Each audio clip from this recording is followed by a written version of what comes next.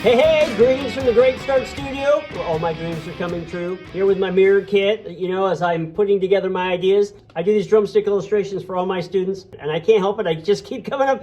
They keep coming up, so I need to share them with you. This is one end of the spectrum, and this is the other end of the spectrum, as the drumsticks illustration do. You should check them all out. They're all fantastic.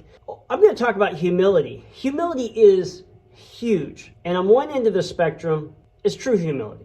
And on the other end of the spectrum is false humility. Humility is so big to me. I have it in my series, the Great Start Drum Set series I wrote. Just check it out.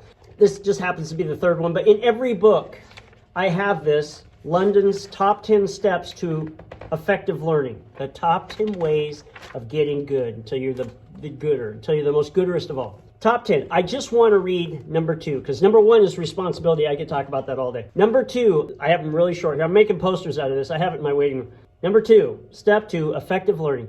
Make sure you got that. Humility. Ego creates blind spots and false comfort. Don't pretend to be great. Don't be afraid to learn. It takes more strength to be humble and kind than it does to be boastful and selfish. I got to read that again. It takes more strength to be humble and kind than it does to be boastful and selfish. I got a great quote here. True intelligence readily conceives of an intelligence superior to its own. This is why truly intelligent people are modest. Back to the drumstick. Humility. I got it as number 2 on my list, on my top 10 steps to effective learning. You have to be humble before the facts, okay? To learn. We're going to talk about humility as a player. Now, true humility is where somebody goes, wow, you're a good drummer, and you know, because you've done the work, that you're a good drummer, and you acknowledge it by saying thank you. It's that simple. It took me a while to figure that out, because I used to backpedal and say all this other stuff. Well, I know everything's not going right, or the monitor, you don't understand it, we didn't really have a chance to rehearse, they didn't give me a song list, all this other baloney. Nobody cares. Nobody cares when they're the audience and they just want to have a compliment received. So you just say, thank you. Now, in the larger context of teaching, where you're paid to be critical, right? And we're really doing a critical analysis of ourselves and other drummers and where we stand in the group and all this stuff. That is a different process. Now, the different process is to say, and if I was to walk up to somebody and say, hey, you're a great drummer, and they were to say, thank you. There's a confidence there. They understand that they did great, or at least that I perceive that they did great, and they just receive it. The bigger picture, though, is where you say, I think you're a great drummer, man, fantastic playing. And they go, no, I'm just really a beginner, and, there's so much to learn, and these kind of things that you would say to not look like you have a big ego. Okay, I get that from a social standpoint. That's okay. You're not thinking of yourself as greater than you are. You're socially working something so that you don't come off as being arrogant. That's not false humility, by the way. False humility gets mislabeled as saying that if somebody comes to you and they say that you're great, and you go, no, really, there's a lot of things that, didn't work out right, but thank you. That's not false humility. False humility is where somebody says that they are X, let's say that on a scale of 1 to 10, they're 5, but they're actually saying that all the people that are 6, 7, 8, 9, and 10 are dumb for being 6, 7, 8, 9, and 10. That there's reasons why you shouldn't have to work that hard, play that many notes, play those kind of complicated songs. It's all about ego. It has nothing to do with music. This is the false humility. It's kind of a backdoor ego is what it is. What they are doing is they're just taking their part of the spectrum and they're saying, I'm a 5. And because I'm a 5, anybody who's a 6, 7, 8, 9, and 10 must be irresponsible with their art, because I'm judging all art but because I'm a 5. But what happens if I was to say, well, actually, I'm a 4, and you're better than me, so you're full of ego? Or if I'm a 3, and you're better than me, right? See what I mean? It becomes this weird relative scale. It doesn't make any sense. What we're trying to do is get to reality. There is a reality about how good you are at something, and you want to acknowledge that reality. That is confidence. That is the humility of acknowledging where you're at, the confidence of not overflating where you're at. What happens over here is when you say that the false humility, the true false humility, is to say that I'm a 5 and everything else that's above me is ridiculous, and they throw it away. That's the false reality that they're trying to portray, it doesn't make any sense because, like I said, you could be 4, 2, 1 and say, well, you shouldn't be that good either. Then I think you're playing just for selfish reasons.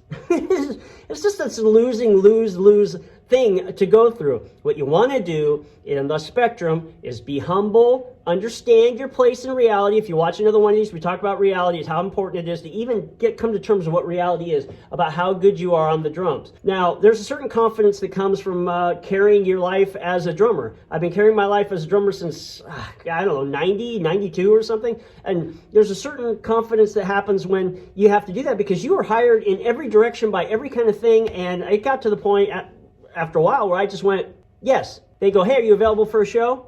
I got your name from so-and-so, and I would just say yes. And they would say, oh, okay, so, but it's this kind of music, you think you can do it? Yes. This kind of schedule? Yes. Rehearsals? Yes. No rehearsals? Yes. Song lists? Yes. Every which way you just say yes because there's a certain sort of confidence because you've played through all the styles and you've played in every kind of setting and you just are confident that you can do it. That's not ego. That's just acknowledging where you're at. That's the confidence of actually knowing how good you are. If you were to say yes and have never played the styles, never played in these other settings without just setting in without a rehearsal. If you've never played to a click and you have to do a recording with a click and you're saying, yeah, I could do it. No, that's ridiculous. It's ridiculous. You're out of line with reality. You want to be in line with reality. So anything that's out of line with reality is really an arrogance. It's like a backwards arrogance. What we're back to is reality. We're trying to be real with ourselves for our own learning, with other people about being hired. They'll hire you again and again and again if you're confident, but not, you're overarching how good you are, right, to people just so you can try to get a job. It's just ridiculous. You just tell people where you're at, and the people who will hire you, and then you'll have more experience and you grow from that. And you just do not, I love the quote about flattery that says, flattery is okay as long as you don't inhale. That's such a great, so perfectly said, it's okay if somebody flatters you, but once your head starts swelling up, then you start losing reality and you'll stop practicing. You'll stop working because your humility has disappeared. A healthy humility is where you just accept where you are. Right? Wherever it is. If you're a 2, then you just accept you're a 2 and there's so much to learn. If you're an 8, you just accept that you're an 8 and there are things that you're confident about, things you're not confident about. And this thing goes infinitely, right? So in the big picture, I would say, yeah, well, I'm a beginner, even though I've been doing it since 1979, nonstop. I'd like to think in the reality of who's beginners and the bell curve of who's beginning. I'm not a beginner in that sense, but in the sense of that what you know is finite, and what you don't know is infinite. The Einstein rule that basically says that knowledge, what you know, is limited, right? So imagination is more important than knowledge. That whole idea, I totally believe in. But in the bell curve of where you stand in groups of people, somebody just sent me a track, and he goes, what kind of thing would you think this is? And I go, well, I would call it 11/8, but it's not really 11/8 because it's really more like 22/16 because you got a 5/16, a 5/16, a 5/16, a 5/16, and a 2. But it's kind of a prog thing, right? He asked me if I would do it, and I said, sure. I've worked through the numbers. I've written books through all the meters. So anyway, that's confidence, right? That's not overconfidence. It's not this fake humility where you're trying to degrade everyone else. Too much. There's always so much to say. Hey, if anything I'm saying is speaking to you, check out my work. I'm building this whole idea with the drums. I'm working on drum songs right now. Do the cool thing and just subscribe or like something, comment on something that really helps me out. I'm trying to build my channel. I love this place. Did I say it? I love this place. Check out the walkthrough of the studio. You'll get to see the whole studio. Check out the series. Check out the series. It's on Amazon. You want to check it out. It's a free way of learning. It's the way I was taught. It's got all these things in there in a free way. It's not like bounce around the back roads. Free way of learning.